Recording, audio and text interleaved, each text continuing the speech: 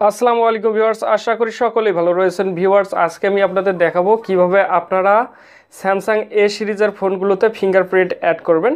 তো viewers, fingerprint add করার জন্য আপনারা চলে আসবেন সেটিংয়ে। তো ভিউয়ার্স, আপনারা সেটিংয়ে আসার পর স্ক্রল করে একটু নিচের দিকে চলে আসবেন। তো ভিউয়ার্স, নিচের দিকে চলে আসলে আপনারা দেখতে পারবেন সিকিউরিটি অ্যান্ড প্রাইভেসি একটা অপশন রয়েছে। এই সিকিউরিটি অ্যান্ড প্রাইভেসিতে ক্লিক করে দেবেন। তো ভিউয়ার্স, এরপরে উপরে দেখুন যে লক স্ক্রিন একটা অপশন রয়েছে, এই লক স্ক্রিনে ক্লিক করে দেবেন। তো নিচে দেখুন ফিঙ্গারপ্রিন্ট একটা অপশন রয়েছে, এই ফিঙ্গারপ্রিন্টে ক্লিক করে দেবেন। তো ভিউয়ার্স, এখানে যদি আগে থেকে আপনারা প্যাটার্ন অথবা পিন লক অ্যাড করে থাকেন তো সেটি এখানে দিয়ে দিতে হবে। তো আমি দিয়ে দিলাম, আপনারাও দিয়ে দেবেন।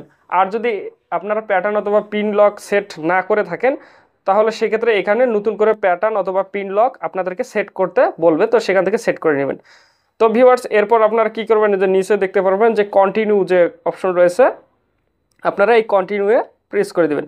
তো তারপর ভিউয়ার্স এরকম ইন্টারফেস আসবে। তো নিচে দেখুন রেজিস্টার একটা অপশন রয়েছে, এই রেজিস্টারে আপনারা ক্লিক করে দেবেন।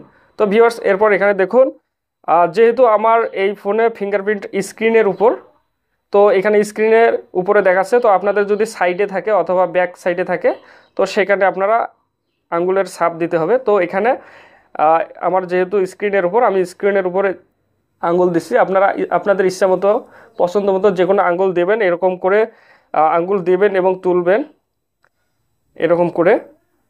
তো আমি ফাস্ট করে দিচ্ছি একটু ভিডিওটা।